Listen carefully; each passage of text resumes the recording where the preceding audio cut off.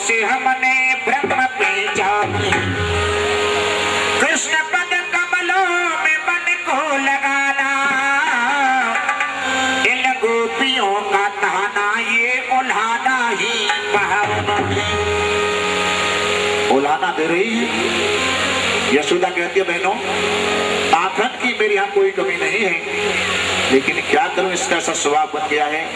कभी आगामी भाव लिख रहे हैं, लाला हटीलो जी अटपटे काम करे, पान तो नहीं है बहुत समझायो है, गेंदक संग काली दह में कूद जाए, तेने सुनी होगी काली नागे नाथ आयो है, जितनो बिगाड़ भयो तू मेरे घर से ले जइयो, लेके बाट बैठी हूँ तेरे कितनों का दिखा, ब्राह्मण और सनातन की दुआते कपुत्र भयो, तुम गारी मत दियो जी गरीबनी को चाहो है। अरे बहनों, बस एक ही बात है, निवेदन है कि मेरे लाल को गाली मत देना, जितना नुकसान किया है उससे ज्यादा मैं देने के लिए तैयार हूँ, लेकिन आप गाली मत दो। गोपियां कहती हैं मैया, तेरे कन्हैया ने ऐसे ऐसे कृत्य किए हैं, ऐसे ऐसे नाटक किए हैं, अब एक एक करके अपना अपना उलाना दे रही है। एक गोपी आगे आगे सुन मेरी बात। एक दिन मैंने सत्यनारायण भगवान की कथा का विचार किया, सत्यनारायण कथा में कहलवा रही थी, पंडित जी ने आकर के आसन बना दिया सत्यनारायण भगवान का, और मैं पकवान बना रही थी, तो तेरा लाला ग्वाल वालों को लेकर मेरे सामने खड़ा होकर कहने लगा, ए गोपी पहले हमें खिलाओ। मैंने कहा लाला अभी तुम्हारा नंबर नहीं है, पहले जय जय की कथा होगी, छोटे बालक है, सत्यनारायण भगवान की कथा होगी, उसके बाद भोग लगेगा, तब प्रसाद हम सभी को देंगे। हमसे बड़ा नारायण कौन? और मैंने आंख निकाल करके कन्हैया को डांट दिया, कुछ कहा नहीं, केवल आंख निकाल करके डांट दिया। तो मैया तेरे लाला ने क्या किया, बाहर की तरफ दौड़ता हुआ गया और छोटे छोटे पिल्ले ला करके सत्यनारायण भगवान के आसन पर बिठा दिए। यानी इसका आशय, इसका आशय है कि पिल्ले के अंदर नारायण, तुम्हारे अंदर नारायण और चींटी के अंदर नारायण। भगवान कहते हैं कि सभी के अंदर एक ही नारायण। एक गोपी ने कहा कि ये तो कुछ भी नहीं किया, आसन दूसरा बन जाएगा, लेकिन मेरे घर में तो ऐसी लड़ाई करवा दी है कि अभी तक 6 महीने से मेरी सास और मुझ में बोला चाला नहीं है। यशोदा ने कहा तुम बताओ तुम्हारे साथ क्या किया। वो गोपी कहने लगी कि देख भैया, गर्मी के दिनों में मैं और मेरी सास एक ही चारपाई पर पौड़ी में लेट रहे थे, गर्मी के दिनों में लेट रहे थे, तेरा लाला ग्वाल वालों को लेकर के आया और समय पाकर मौका देकर हमारी दोनों सास बहू की चुटिया में गांठ लगाए के और वो सींग दिखाए के भाग्यो, मैं कन्हैया पकड़वे भागी तो सास जी खिचड़वे लग गई। कितने कितने कृत्य, लेकिन भगवान की लीला ये वही है कि हृदय में तो प्रेम है, लेकिन बहाना बना बना करके वो कन्हैया का साथ करना चाहते हैं। भगवान की लीला बड़ी टेढ़ी और बड़ी विचित्र है, उसमें शंका नहीं होनी चाहिए। माखन चोरी की लीला, क्योंकि माखन कहते संत हृदय नवनीत समाना, संतों का हृदय मक्खन के समान होता है, लेकिन मक्खन का संत के हृदय में बड़ा अंतर होता है। क्या? मक्खन के अंदर खटास होती है, खटास कहो चाहे छाछ कहो, और जब तक उसको पूरी तरह से पकाएंगे नहीं, जलाएंगे नहीं, तब तक उसका शुद्ध देसी घी बनने वाला नहीं। मक्खन जैसे खटास होती है, संतों के अंदर खटास क्या है? ममता। जब तक संत के हृदय से ममता नहीं निकलेगी तब तक उसका प्रभु से प्रेम होने वाला नहीं। दूसरा अंतर यह है कि मक्खन के खुद के नीचे अग्नि जलाई जाएगी तब निकलेगा। अग्नि का मतलब मक्खन के ऊपर, स्वयं के ऊपर कष्ट आएंगे तब दुखी होगा, और संत ऐसे कि किसी दूसरे के ऊपर कष्ट आएंगे तब दुखी हो जाएंगे। तो खटास मीन्स ममता, यानी इन गोपियों की ममता निकल जाए। दूसरा अर्थ यह है कि मथुरा को माखन बेचने जाती हैं गोपियां, मथुरा से माखन बेचने से बंद कर दिया, चाहे कुछ भी करना पड़े, चोरी करनी पड़े, चाहे कुछ भी करना पड़े, लेकिन मथुरा को माखन नहीं जाएगा। हमारे ब्रजवासियों को माखन मिलना चाहिए। ये भाव।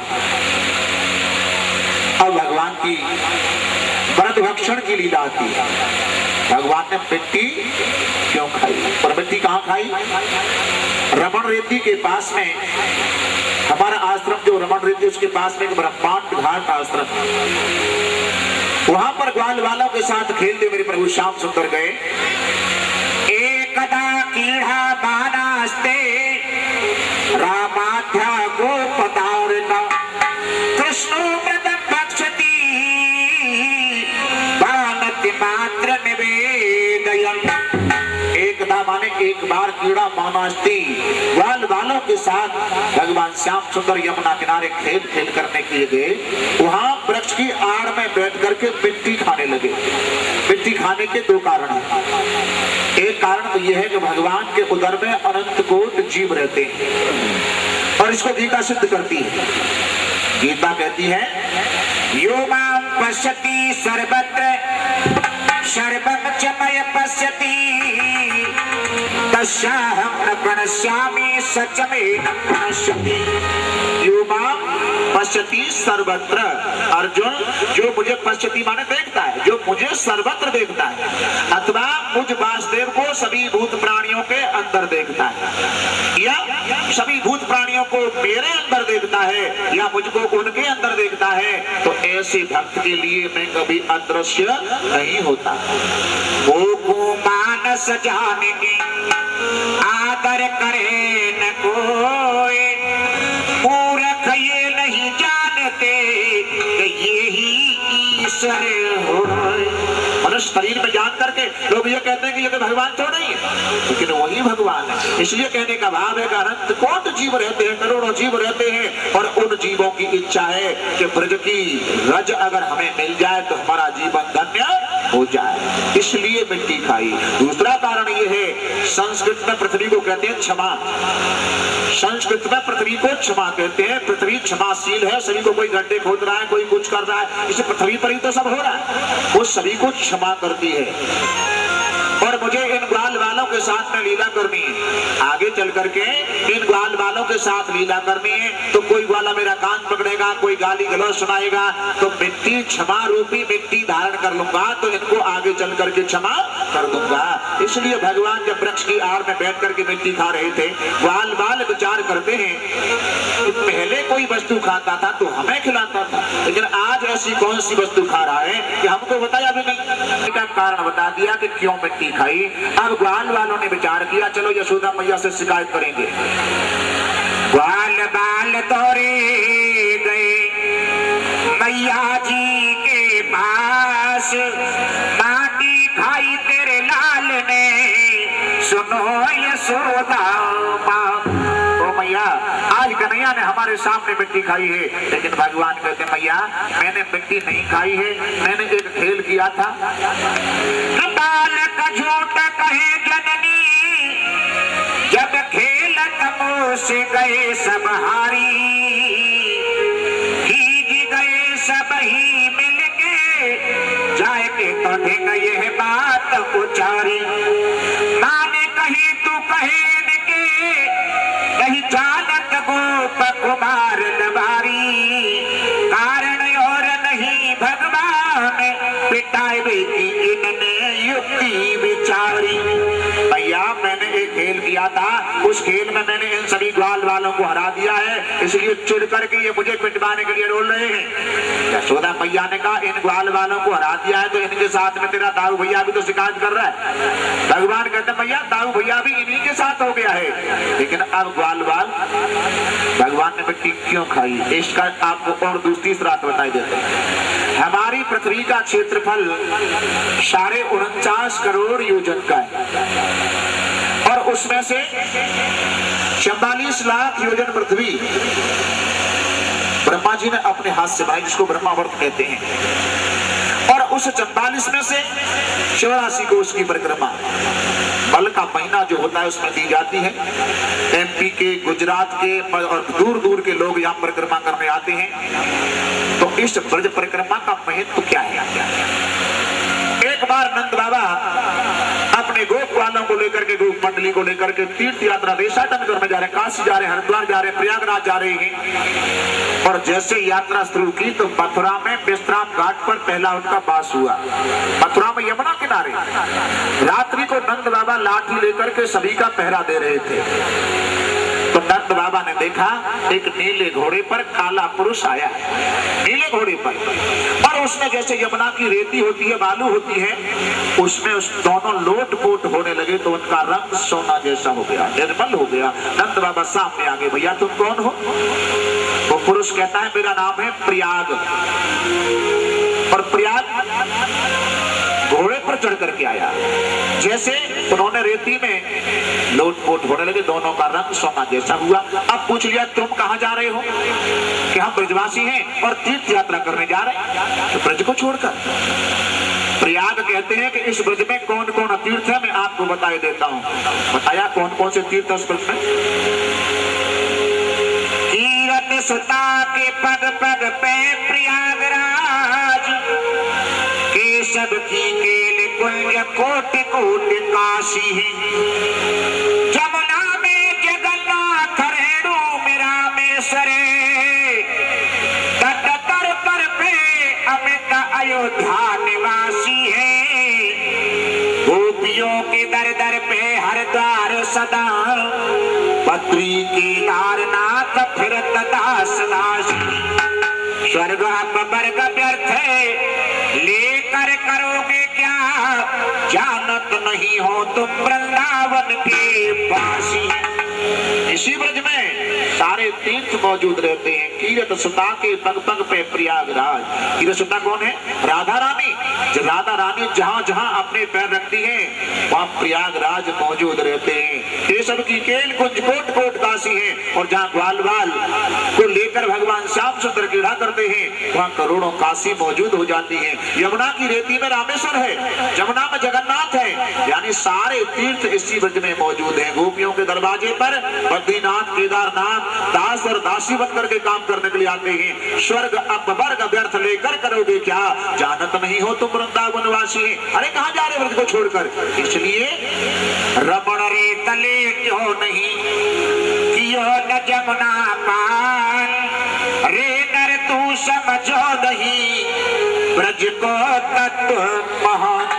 इसलिए भगवान ने मिट्टी खाई है। अब ग्वाल बाल शिकायत कर रही है कि तेरे लाला ने माटी खाई, यशोदा सुने माई, माटी खाई यशोदा सुने माई, तेरे लाला ने घर के खाई, यशोदा सुने माई, लाला ने रज रज खाई, यशोदा सुने माई, छोटा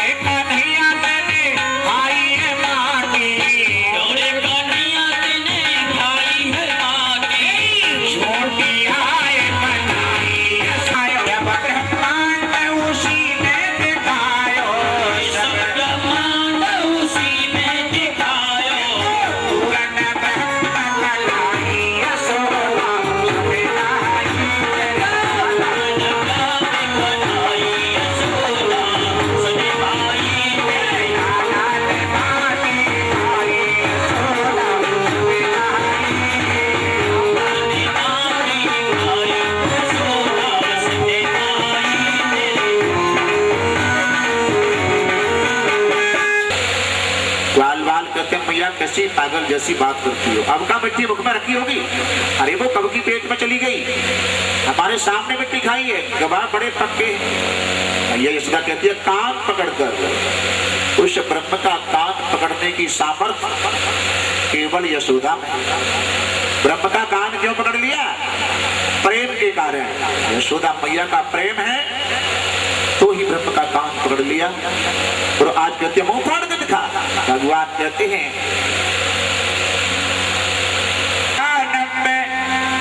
सर्वे मिथ्या विसर्षणी यत् सत्यम गृहीतस्य समक्ष पश्य मे मुखम।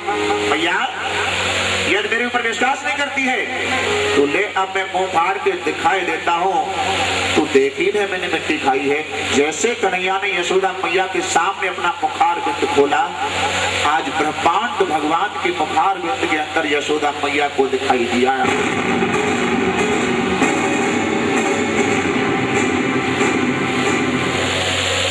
गोकुल आता है, गोकुल में नंद बाबा का महल दिखाई देता है, और नंद बाबा के महल में यशोदा को ही यशोदा मैया अपने लाला का कान पकड़ती हुई डांट लगाती हुई दिखाई दी। एकदम यशोदा मैया ने नेत्र बंद कर लिए। हे भगवान मेरे लाला को जिका बन गए। मेरे प्रभु श्याम सुंदर कहते हैं वैष्णवी माया से हे योग माए, अपनी माया को अपने पास रख लो। मैया घबरा रही है, नेत्र बंद मैया ने कर लिए। थोड़ी देर के बाद में वही रूप धारण करके मेरे गोविंद ने अपनी मैया की गर्दन को पीछे से पकड़ लिया। मैया अरे नेत्र बंद करके क्यों बैठी है? एकदम नेत्र खोल करके देखा, छोटा सा लाला गर्दन से लिपट रहा है। मैया पूछ रही लाला थोड़ी देर पहले तुझे क्या हो गया था? भगवान कह रहे मुझे तो कुछ नहीं हुआ, लेकिन तुझे क्या हो गया था? जो भगवान की लीला में शंका करते हैं उनको इसी प्रकार से रहना पड़ता है। मेरे कहने का भाव, कोई भी भगवान की लीला क्यों ना हो उसमें शंका नहीं होनी चाहिए। यानी तर्क सब किसी को करनी चाहिए, लेकिन कुतर्क नहीं करनी चाहिए।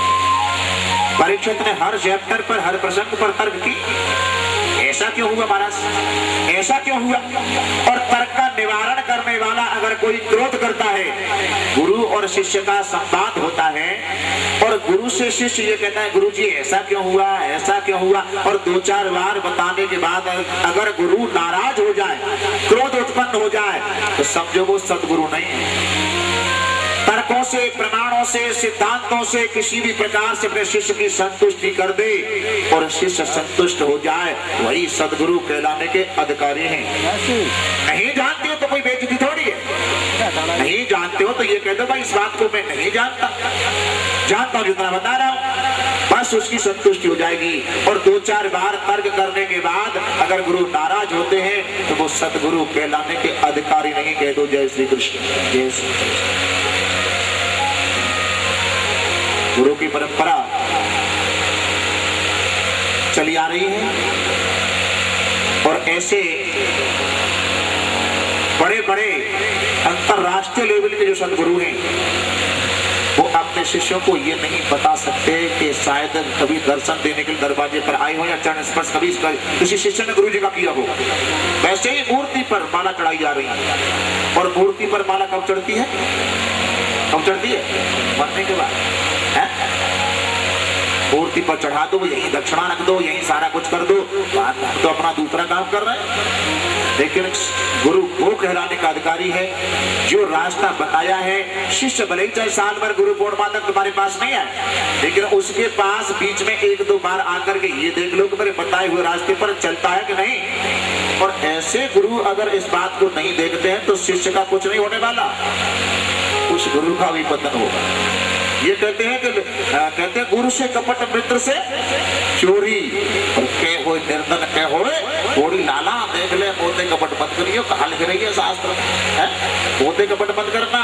लेकिन गुरु के लिए क्या लिखा है मालूम है? तुलसीदास जी ने, ले शिष्य धन सो कनहरई, सो गुरु घोर नरक में परई।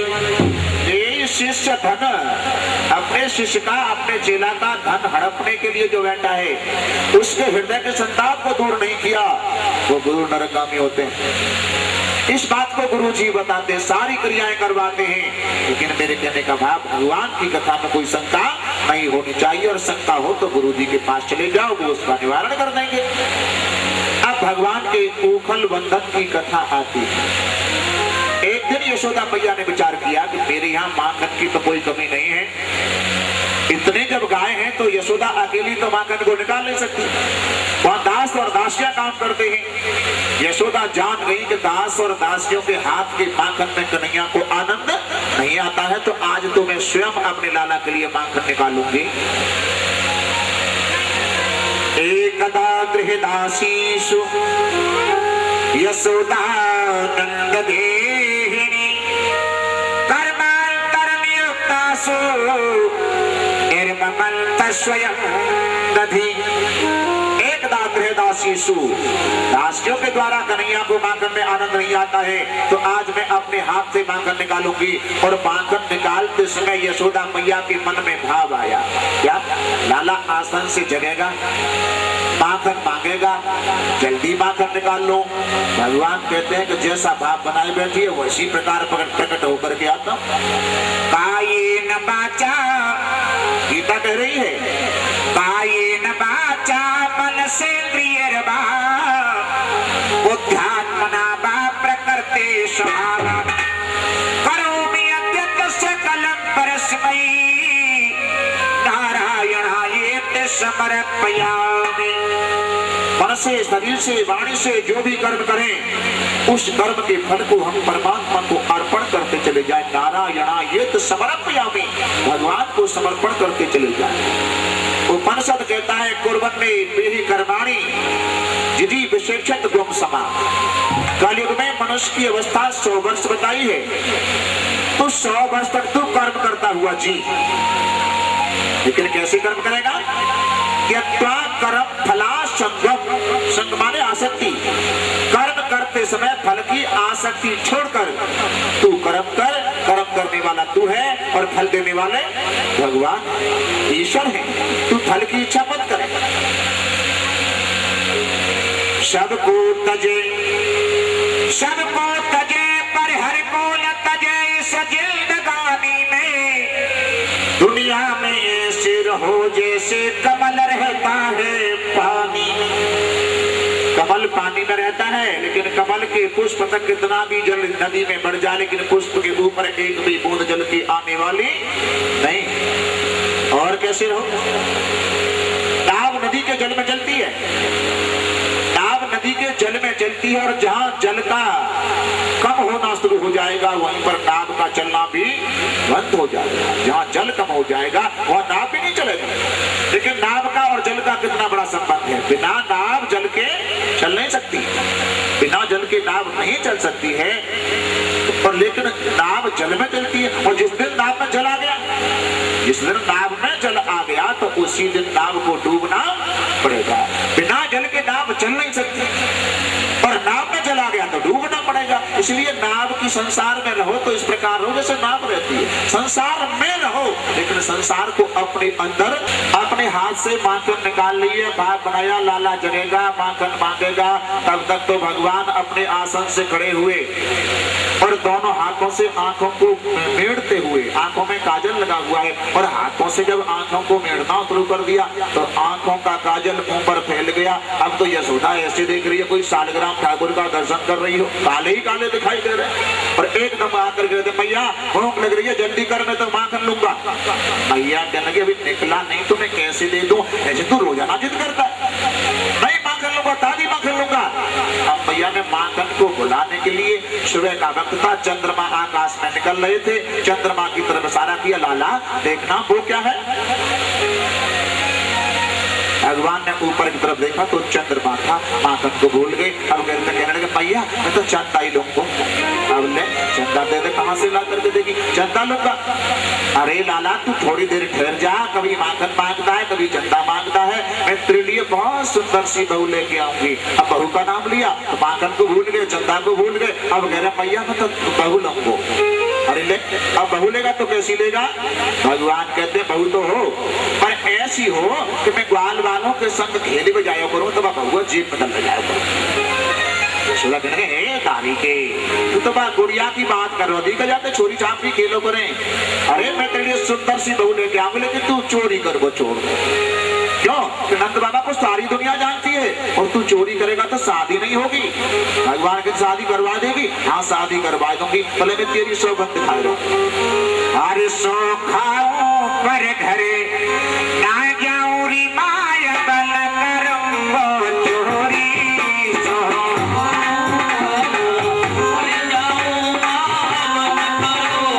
चोरी, सो खाऊं पर घरे ना जाऊं री माया बल करूंगो चोरी, सो खाऊं पर घरे ना जाऊं बल करूंगो चोरी।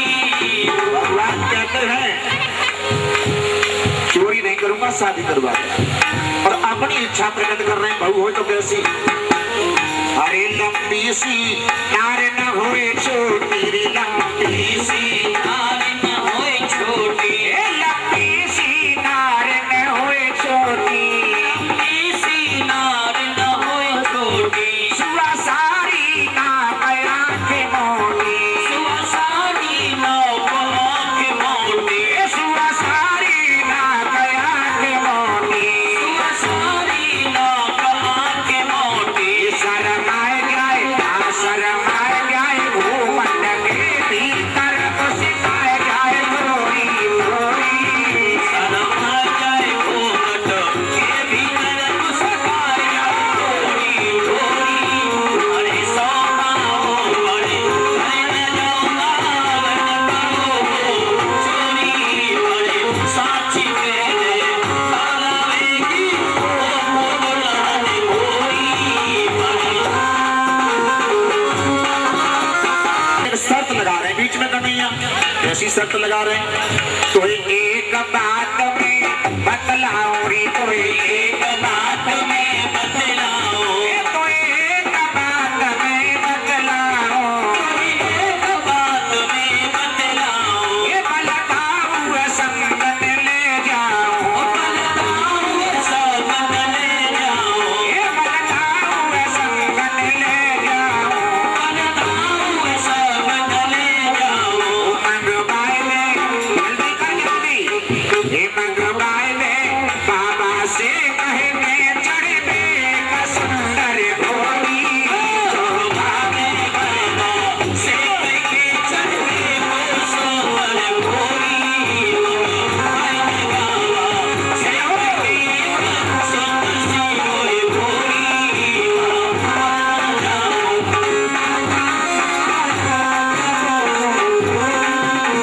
मत करे जल्दी कर, क्या करो?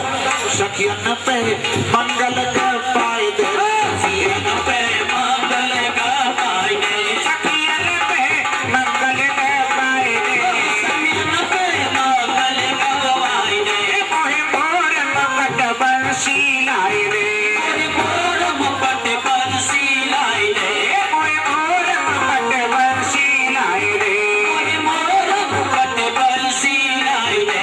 ओए गोरो तो काले और क्या करें? मोहे गोरो दुल्हा बनाए दियो, एक बिनती सुन ले गोरी, मोहे गोरो दुल्हा बनाए दियो, एक बिनती सुन ले मेरी, सो खाऊं पर घरे ना जाऊं रे माँ अब करूंगो चोरी, सो खाऊं पर घरे ना जाऊं रे माँ अब करूंगो चोरी, पर साची मेहनत जाएगी तो लहल गोरी। चंदा ले ले बहू लाऊंगी, इतनी देर हो गई तो भगवान कन्हैया ने यशोदा मैया की ठोड़ी के नीचे हाथ लगा लिया और कहने लगे मैया ये माखन बाखन बाद में निकाल लियो ना, थोड़ी देर बात कर लेते हैं। यशोदा ने कहा बोल क्या बात करेगा? तो तू एक बात बता, भगवान पूछ रहे हैं तो सबसे प्यारा कौन लगता है? तो सबसे प्यारा कौन लगता है? मैया कहने लगी तारी के ये भी कोई पूछने की बात है? अरे तोते प्यारा मुझे कौन लगेगा? अच्छा यशोदा के यहाँ दूध गर्म हो रहा था, भगवान की लीला हुई, वो दूध गर्म होकर के और ऊपर की तरफ उफनता हुआ आ रहा है। भगवान ने इशारा किया देखना मैया वो क्या हो रहा है, और मैया ने है दूध को ऊपर आता हुआ देखा, एकदम गोदी से उठाकर कन्हैया को फेंक दिया और दूध को बचाने के लिए भागी। बस भगवान मन ही मन करें देख लियो, झूठ बोल रहे को ठेका तो मैंने लिया, पर पैया कम झूठ ना बोले। अभी तो कह रही थी तो प्यारे बोलने लगेगा, पर मुझे फेंक करके दूध को बचाने के लिए भागी है। उधर मैया ने दूध को तो बचा लिया, अब भगवान ने एक पत्थर का लोढ़ा, जिसे अबटना कहते हैं, वो उठाया और उठा करके जिस मटकी में माखन निकाल लेते एक दिया, माखन की मटकी फूट गई, सारे आंगन में माखन ही माखन फैल गया। अब दूध को बचाया तो मटकी को फोड़ दिया। इसको देख करके यशोदा को बड़ी हंसी आई, बड़ी हंसी आई, हे भगवान इतने भारी पत्थर को ये उठा कैसे लाया। लेकिन यशोदा विचार करती हैं, अगर मैं इसको हंस हंस करके छोड़ती रही तो बिगड़ जाएगा, अगर दोनों हंस हंस करके छोड़ते रहे तो ये दो पदार्थ बिगड़ जाते। को डांटने के लिए, पकड़ने के लिए, मारने के लिए दो हाथ की नेती है, जिससे रई में लगी रहती है, नेती को ले लिया, रई को हाथ में लेकर कन्हैया के पीछे भाग रही है। कन्हैया आगे आगे भगे चले जा रहे हैं। महल के बाहर निकल कर जैसे कन्हैया चले गए तो यशोदा अपने महल के अंत दरवाजे पर बैठ गई, भगवान बाहर खड़े। यही यशोदा का नियम होता है। अगर आज का कन्हैया किसी यशोदा मैया का कोई गलत काम करता है, कोई उपद्रव करता है, बड़ा नटखट है, और कन्हैया ने अगर कोई गलती कर दी, अगर किसी बालक ने कोई गलती कर दी, तो आज की यशोदा मैया कैसे मारती है मालूम है? बता दो, मारते समय गलती नहीं होगी, एकदम गुस्सा जब ज्यादा आया तो दोनों हाथों में ले लिए ईंट के रोरा, और ईंट के रोरा लेकर भागती जा रही है तो सर से धोती उड़ करके कंधा में पड़ गई, बाल बिखर गए, जैसे कोई चामुंडा किसी बच्चे के पीछे भाग रही है। और अगर ऐसे बच्चे को मारते हैं तो शायद उस बच्चे के ज्यादा चोट आ जाए। छोटे बच्चे के बाल पर न चोट आ जाती है तो उसका दिमाग खराब भी हो सकता है। ये नहीं भैया मैं तेरे पास आ जाऊं तो मारेगी तो मैं, भगवान कह रहे हैं मैं तेरे पास आ जाऊं तो मारेगी तो नहीं। यशोदा कहती है ना मारूंगी नहीं, तेरी मेहमानी करूंगी, आए तो भगवान यशोदा मैया के पास आ गए और दो हाथ की नेती में यशोदा ने कन्हैया को बांधना शुरू कर दिया। जो दो हाथ की नेती है उसमें बांधना शुरू कर दिया, वो नेती 2 अंगुल छोटी पड़ गई, भगवान उसमें नहीं बंध पाए। अब अपने पानी खींचने की रस्सी को उसी नेती में जॉइंट किया, उसी रस्सी में जॉइंट किया, तब भगवान को बांधा, तब भी 2 अंगुल छोटी पड़ गई। और रस्से जितने भी थे वो सब ला करके बांध लगी, तब भी 2 ही अंगुल छोटी है। ये 2 अंगुल क्या है? इसको कहते हैं द्वैत बुद्धि। यानी भगवान कहते हैं जो मुझे अहंकार मानना चाहता है उसके लिए तो मेरा शरीर 49 करोड़ योजन से भी अधिक हो जाता है, उसके बंधन में कभी नहीं आ सकता। और अगर कोई बांध सकता है तो उसके पास में केवल एक ही बंधन है, प्रेम का बंधन। उस प्रेम के बंधन में बंध सकता हूं। और द्वैत का होता है, पुजारी पूजा करे, 1 करोड़ रुपए लगा करके मंदिर बनवा दिया, उसमें राधा कृष्ण की या राम सीता की मूर्ति विराजमान कर दी। इतना पैसा लगाने के बाद लेकिन जो बड़े बड़े लोग होते हैं वो उनकी मंदिर में सेवा नहीं कर पाते। तो सेवक कौन होता है? 2000 रुपए का नौकर, कोई पुजारी। लेकिन पुजारी के मन में भगवान का भाव नहीं होता, उसके अंदर तो भाव होता है अपनी ड्यूटी का। 7 बजे या 6 बजे मंदिर खोलूंगा, शाम को 9 बजे बंद कर दूंगा, मेरे तो 100 रुपए सीधे हो गए। पुजारी पूजा करे, मन में राखे आट, आट माने वही द्वैत है कि मैं कोई भगवान के यहाँ थोड़ा ही नौकरी कर रहा हूँ, मैं तो सेठ यहाँ नौकरी कर रहा हूँ। पुजारी पूजा करे, मन में राखे आट, और बाल भोग भीतर धरे, चरणामृत दे। जब तुम लेकर के मिठाई का डिब्बा जाते हो तो वही पुजारी। अरे सभी के अंदर एक ही आत्मा है, तो डिब्बा को उसी को दे देना, फिर तू लेके क्या करेगा? द्वैत है ना, डिब्बा को लेकर अपने पीछे रख देगा और चरणामृत की 4 बूंद लेकर के तुम्हारे हाथ पर रख देगा। ले मिठाई के डिब्बा दे, मेरी घरवाली को कल्याण है जागो, और 4 बूंद पानी दे, तेरा कल्याण है जागो। पुजारी बुरा मत मानना, अगर कोई भैया यहाँ पुजारी बैठे हो बुरा मत मानना। पुजारी का अर्थ है पूजा अरि, अरि माने दुश्मन के। जो पूजा के दुश्मन बन जाते हैं उनको पुजारी कहते हैं। बोलो जय श्री कृष्ण। ऐसा ही यशोदा मैया का भाव, यानी अहंकार में बांधना चाहती है, लेकिन अहंकारी के लिए तो भगवान कहते हैं मेरा शरीर 49 करोड़ योजन से ज्यादा हो जाता है। अब भगवान विचार करते मैया मन में हार चुकी है और आज मैया भगवान को बांधना चाह रही है, नहीं बंध पा रहे, लेकिन 2 हाथ की नेति में कन्हैया अपने आप बंध जाते हैं और अब अपने आप बंध गए। तो यशोदा मैया ने दृष्टा परिश्रमं कृष्णं कृपयायसी दशबंधने। दृष्टा परिश्रम कृष्णम, यशोदा मैया को थकी हुई देखा, कृपया असीत सुबंधने, अपने आप 2 हाथ की नेति में बंध जाते हैं और अब मैया ने 2 हाथ की नेति बंधे हुए कन्हैया को ऊखल से बांध दिया, ऊखल से बांध दिया और मैया अपने घर के कार्यों को करने में लग गई। अब भगवान कहते हैं कि देख लो, कहा तो कह रही थी कि तोते प्यारा वो कौन लगेगा और मेरी एक माखन की मटकी की औकात नहीं, उसके पीछे मुझे ऊखल से बांध दिया। भगवान मन ही मन कह रहे हैं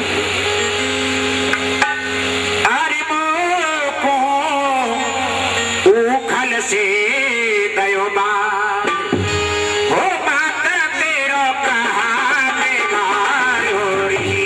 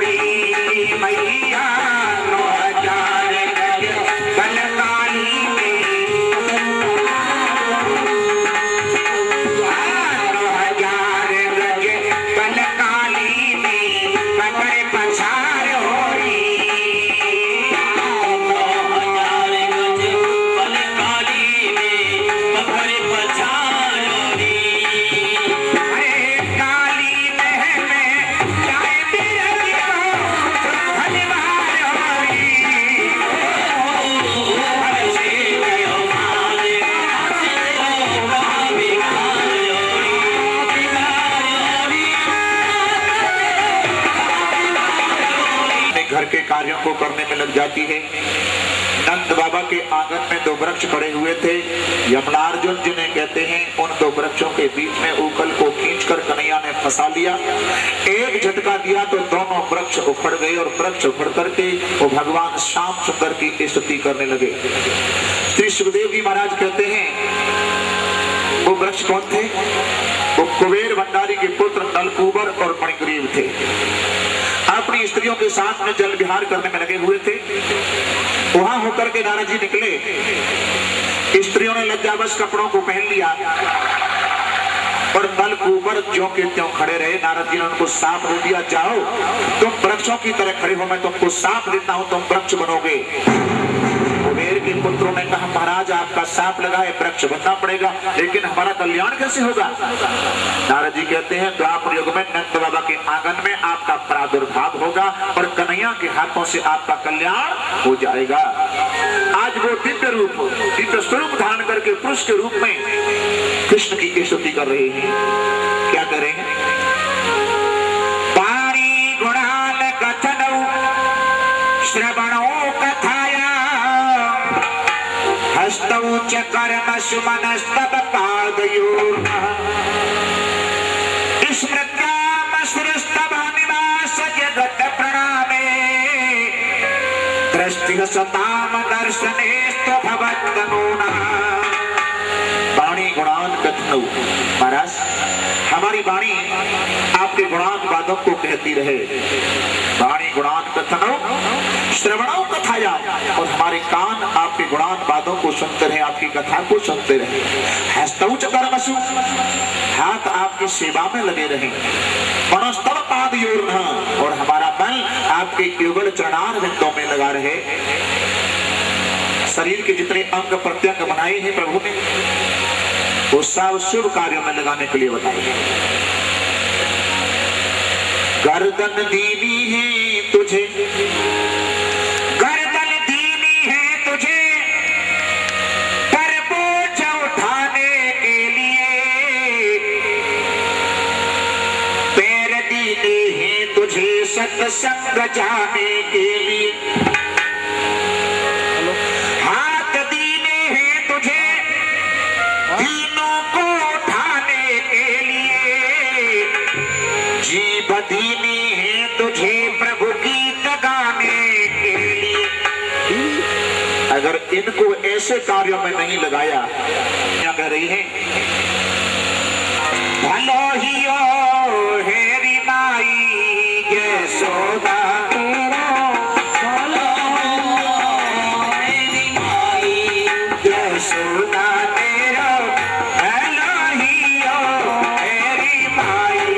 यशोदा तेरो भलो हियो मेरी माई। आनंद नंदन मां कली के कारण, नंदन मां कली के कारण, आनंद नंदन मां कली के कारण, नंदन मां कली के कारण, बांधे उखल जाई यशोदा तेरो भलो हियो मेरी माई। यशोदा तेरो भलो हियो मेरी माई। यशोदा तेरो भलो हियो मेरी माई।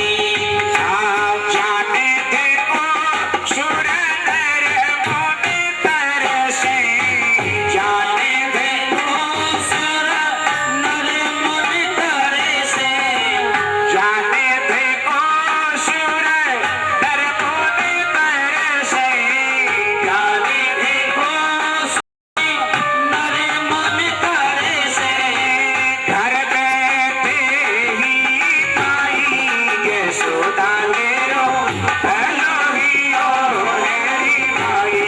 यशोदा तेरो भलो हियो मेरी माई। यशोदा तेरो भलो हियो मेरी माई। वृंदावन बिहारी लाल की जय जय श्री राम।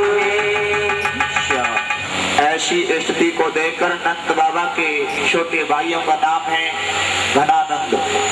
घनानंद ने कहा, देखो इस गोकुल में तो कोई न कोई उपद्रव होता रहता है, अब गोकुल का परित्याग करो और हमारी गायों के चरने के लिए वृंदावन का जंगल बहुत सुंदर स्थान रहेगा। वृंदावनम पशुभ्यम, वृंदावनम वनम पशुभ्यम नभकाननम, गोप गोपी गवाम सेव्यम पुण्याद तृणवीरुधम। अब सारी गायों के चरने के लिए बहुत सुंदर स्थान है। वृंदावन किसे कहते हैं? वृंदायाम यौवनम तेन वृंदावनम। वृंदा नाम तो त्याग करके, गोकुल का त्याग कर सभी वृंदावन के लिए आ रहे हैं। और वहां क्या है? वृंदावनम गोवर्धनम यमुना पुलिनाम च इच्छासीदुत्तमा प्रीति राम माधवयोः प्रभु। यमुना का किनारा है और आज वहां पर वृंदावन में सभी आ जाते हैं। वृंदावन में आते ही मेरे ठाकुर यशोदा मैया से कहते हैं, मैया अब तू मुझे गोपाल बना दे, मैं गऊ चराने के लिए जाऊंगा। क्योंकि त्रेता युग में मेरा जो अवतार हुआ वो एक राजा के यहाँ हुआ था, तो मर्यादा निभानी पड़ी, वहां मैं गायों की सेवा नहीं कर पाया, लेकिन आज मैं गऊ चराने के लिए जाऊंगा। यशोदा कहते हैं तू छोटा है, तुझे गऊ चराने की अनुमति नहीं मिल सकती। हाँ, अगर तेरी इच्छा है तो बछड़े चराने जा सकता है। अपने ग्वाल वालों को साथ में लेकर ठाकुर बछड़े चराने के लिए वृंदावन के जंगल में जा रहे हैं। वहां पर कंस ने कन्हैया को मारने के लिए एक राक्षस भेजा जिसका नाम है वत्सासुर। वत्स कहते हैं बछड़े को। बछड़े के रूप में आकर के कन्हैया के बछड़ों में मिल गया। भगवान कृष्ण सभी ग्वाल वालों को अवगत कराते हैं, देखो भैया ये नया बछड़ा हमारे बछड़ों में आकर के मिल गया है ना, ये अपना बछड़ा नहीं है, ये कंस का भेजा हुआ राक्षस है। और वत्सासुर किसे कहते हैं? वत्सासुर का अर्थ है मन की चंचल वृत्ति। और मन की चंचल वृत्ति को मारने की सामर्थ्य केवल भगवान कृष्ण में ही होती है, उस ब्रह्म में ही होती है। हमारे स्वरूप को तीन वस्तुओं ने रख रखा है, तो सभी का स्वरूप एक ही है, उसको तीन वस्तुओं ने रख रखा है, बल, विक्षेप और आवरण। बल कहते हैं पाप को, तो पाप दूर होता है निष्कामता से। कर्म करते समय फल की इच्छा न करें। बल विक्षेप कहते हैं चित्त की चंचलता। और मैं कह रहा था कि वत्सासुर क्या है? चित्त की चंचलता। तो चित्त की चंचलता दूर कैसे होगी? उपासना से। उपासना क्या है? उप समीपे अश्नम इति उपासनम। उपमाने सामने, समीप माने रहना। भगवान के समीप रहने का अर्थ यह है भगवान का चिंतन करना, भगवान का मनन करना। जब ऐसा हो जाएगा तो मन की चंचलता दूर हो जाएगी।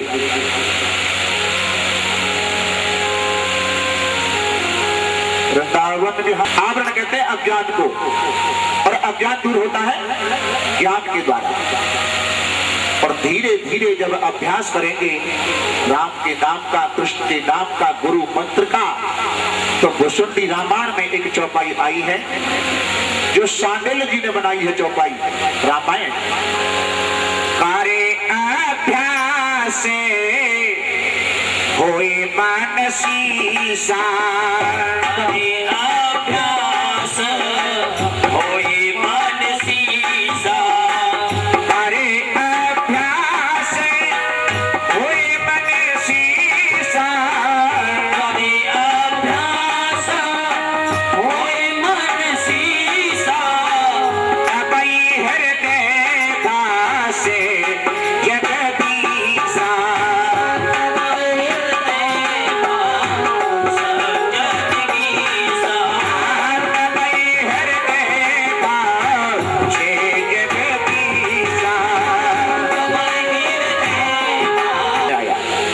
बगुला कैसा भक्त होता है, कैसा बन करके आया, रात कैसे है लेकिन बगुला बन करके आया। और बगुला को आपने देखा होगा सरोवर में या कहीं जल के अंदर खड़ा हो जाएगा तो एक पैर को खड़ा कर लेगा, एक पैर पर खड़ा रहेगा, नेत्रों को बंद कर लेगा, मानो कितने जोर के तपस्वी खड़े हो।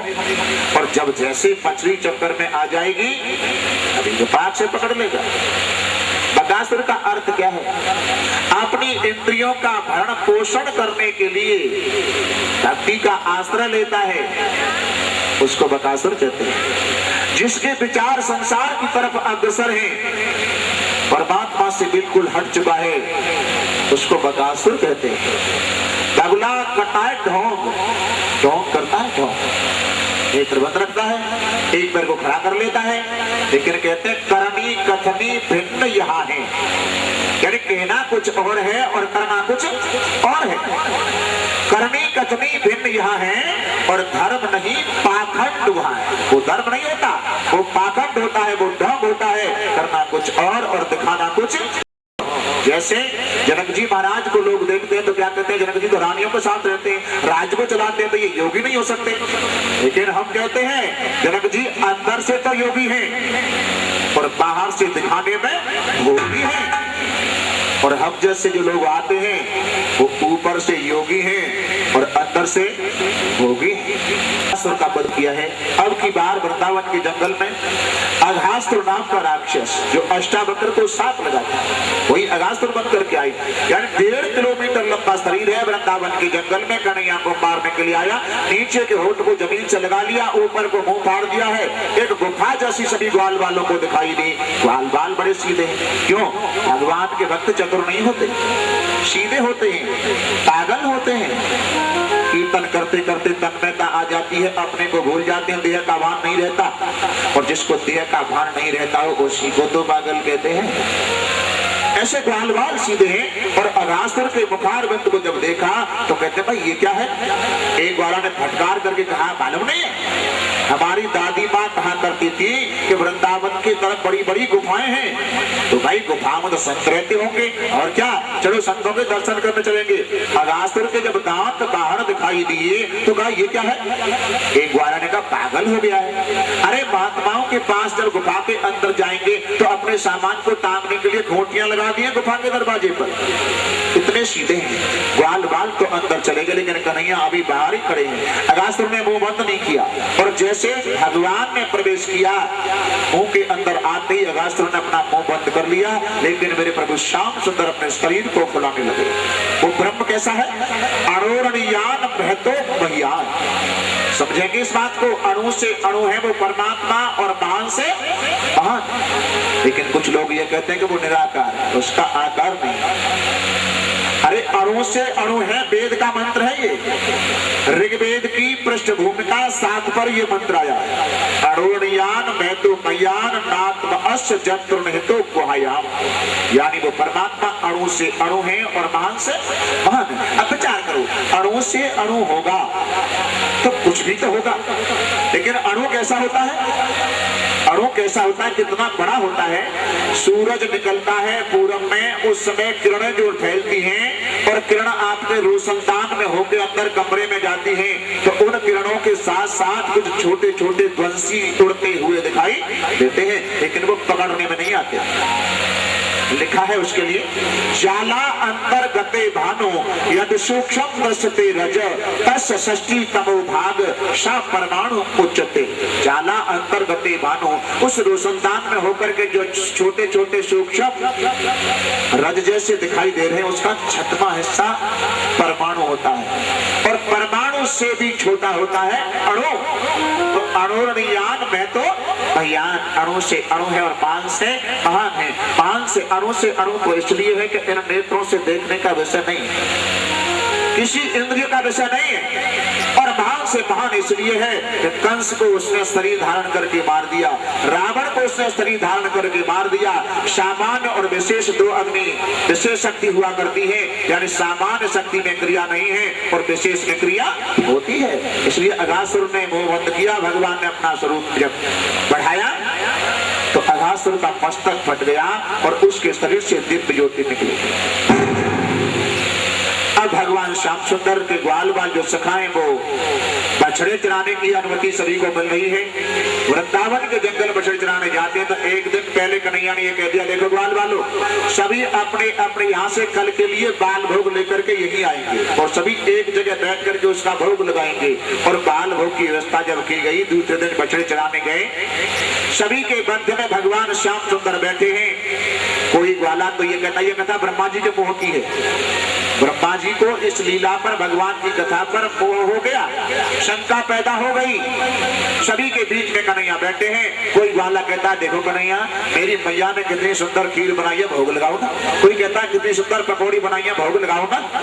लेकिन मेरे ठाकुर कहते हैं कि जो मुझे जबरदस्ती खिलाना चाहता है उसके यहाँ तो मैं भोग नहीं लगाता, क्योंकि दुर्योधन भी जबरदस्ती खिला रहा था। ये कह रहा था मैंने इतनी बड़ी तैयारी की है, भोग तो लगा जाओ।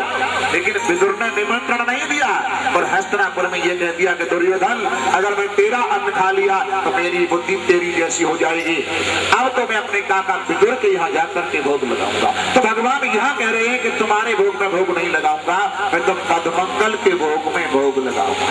मदमंगल इतना गरीब सता है, गरीब मित्र है कि पूर्णमासी उनकी माँ का नाम है और मदमंगल की माँ यशोदा मैया के यहाँ रह करके ही अपने दिन गुजारा कर रही है और मदमंगल का नाम लिया तो उनके भोग में भोग लगाऊंगा। मदमंगल कहते कन्हैया ठहर जा, ओ भैया जरा जल्दी मत करे, मैं बहुत जल्दी कुछ न कुछ लेकर के आता हूँ। अपनी मैया से कहा रोते हुए, माँ सभी ग्वाल वालों के बीच में कन्हैया ने ये कह दिया है कि मैं तो मदमंगल के भोग में भोग लगाऊंगा, अगर कुछ भोग लगाने की वस्तु हो तो तू दे दे, मैं कन्हैया को खिला दूं। मैया के नेत्रों से आंसू बहने लगे, धन्य है कन्हैया तेरी लीला, मैं स्वयं ही अपना गुजारा उनके यहाँ रह करके कर रही हूँ। और अगर ऐसा कह दिया है तो एक काम करो बेटा, अगर कोई वस्तु घर में रखी हो तो उसको लेकर के चले जाओ। क्या रखा था? 3 दिन की खट्टी छाछ, 3 दिन की खट्टी छाछ मिट्टी के बर्तन में लेकर के मदमंगल भगवान के पास आ रहे हैं और मदमंगल विचार करते हैं कि भगवान का अवतार तो माखन मिश्री खाने के लिए हुआ है और मैं खट्टी छाछ का भोग लगाऊंगा तो क्या इसका मुझे पाप नहीं लगेगा, और नहीं लगाता हूं तो ये भी अनर्थ हो जाएगा, तो भोग तो लगाना ही है। लेकिन निश्चय ये किया कि मैं खट्टी छाछ कन्हैया को अपने हाथों से नहीं पिला सकता, चाहे मुझे ही बड़े पाप लग जाए। और कन्हैया के पास जाकर के मदमंगल उस खट्टी छाछ का भोग स्वयं लगाने लगे और तब तक कन्हैया ने देखा तो पूरी छाछ को चढ़ा जाते और इधर दृष्टि डाली तो फिर पूछ लिया, ओ भैया मदमंगल सारी छाछ को आप ही पिए जा रहे हो, अरे मेरे लिए भी रखना। तब तक तो पूरी छाछ को चढ़ा जाते हैं और आज दोनों हाथों से मदमंगल के मुंह को पकड़कर मेरे प्रभु श्याम सुंदर उनके होठों को चाट रहे हैं। बछड़े चलते चलते दूर निकल जाते हैं। उधर से ब्रह्मा जी ने बछड़ों को चुरा लिया, मदमंगल के भोग लगा दिया। अब ग्वाल वाल कहते कन्हैया आपकी बारी है, आपका नंबर है।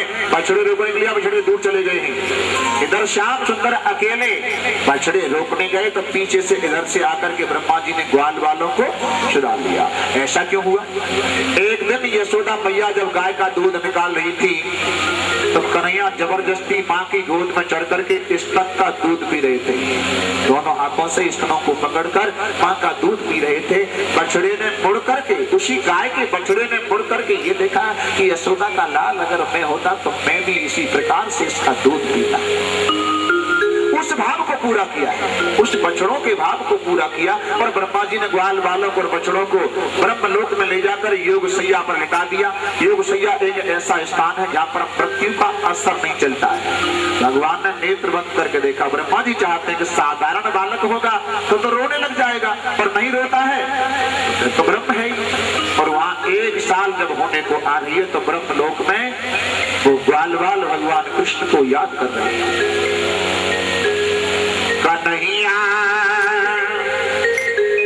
फिर से आ जाना हमारी ग्वाल टोली फिर से आ जाना हमारी ग्वाल टोली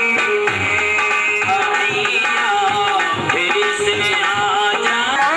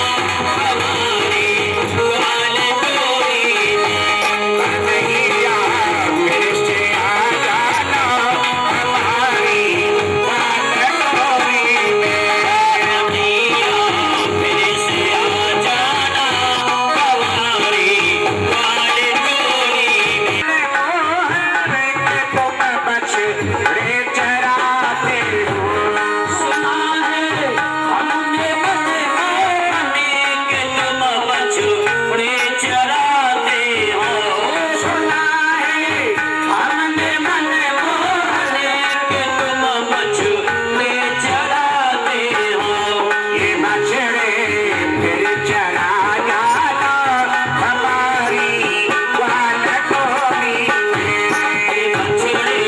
में।